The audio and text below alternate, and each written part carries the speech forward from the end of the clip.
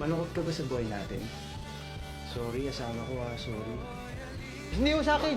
Sa misis ko. Pasensya na po at napagbintangan ko kayo. Sorry po sa abala.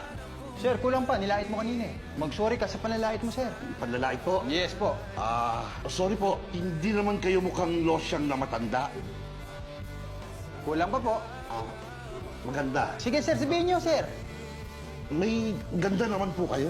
Sir, lakasan niyo pa, sir. May ganda naman po kayo. Yan. Busanan mo yung asawa mo para hindi tahol ng tahol. Ano? Julian! Huwag mo inu-insulto yung misis ko, ha? Julia!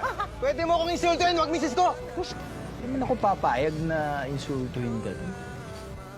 Wala kang kasalanan, ha? Smile ka na.